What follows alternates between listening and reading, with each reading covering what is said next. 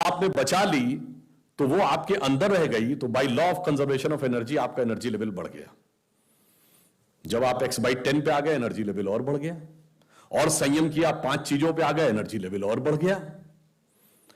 अब इसके आगे की यात्रा जो 5 चीजें हैं, उसके आगे की यात्रा x/5 के ऊपर की यात्रा थोड़ी कठिन, चुनौतीपूर्ण है। यह सिर्फ सन्यासी कर पाते हैं। वो 5 चीजें क्या हैं? भोजन, वस्त्र, आवास, श्वास और ईगो, अस्तित्व। तो सबसे पहले क्या छोड़ते हैं? आवास। कहते हैं ना कि करतल भिक्षा तरतल वास। अब सन्यासी का कोई घर नहीं होता, तो x/4 हो गया, independent of house, no need. फिर क्या आता है? वस्त्र छोड़ते हैं, नागा साधु या दिगंबर जैन।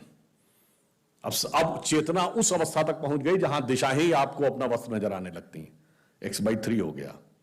अब भोजन, अब कॉन्शियसनेस उस लेवल पे पहुंचती है जहां पर उसको ऊर्जा लेने के लिए पदार्थ की जरूरत नहीं है, वो सीधे कॉस्मिक एंगल से एनर्जी ले सकती है। जैसे आपने सुना होगा, बहुत से ऐसे महात्मा होते हैं महीनों महीनों तक नहीं खाते हैं। वो एक स्टेज आती है जब आप उस अवस्था में पहुंच जाते हैं कि आप सीधे कॉस्मिक एनर्जी को ग्रहण करने की स्थिति में आ जाते हैं, आपको मटेरियल एनर्जी की जरूरत नहीं। तो x/2 हो गया। अब है श्वास एंड योर एग्जिस्टेंस। जब तक मेरी सांस चल रही है तब तक मैं हूं, पर जिस क्षण आप श्वास को भी नियंत्रण करने की क्षमता प्राप्त कर लेते हैं, your consciousness become independent of your breathing. मैं चाहूंगा तो मेरी सांस चलेगी, जब नहीं चाहूंगा तो सांस नहीं चलेगी, फिर चाहूंगा तो सांस चलने लगेगी। यह अवस्था होती है समाधि की अवस्था।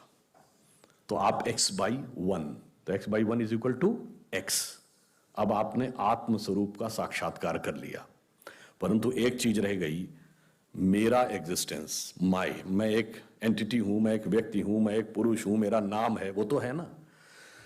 जिस क्षण आप अपने कॉन्शियसनेस को अपने एग्जिस्टेंस से इंडिपेंडेंट कर लेते हैं, तो n की वैल्यू क्या हो गई? 0। तो x/0 is equal to infinity.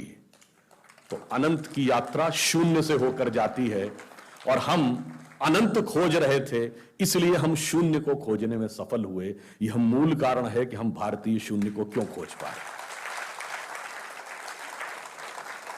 और इसीलिए, और यह बात हमारी संस्कृति में ऐसी रची बसी है कि हमें कभी ध्यान ही नहीं आता कि इसका कोई साइंस और मैथ से संबंध है।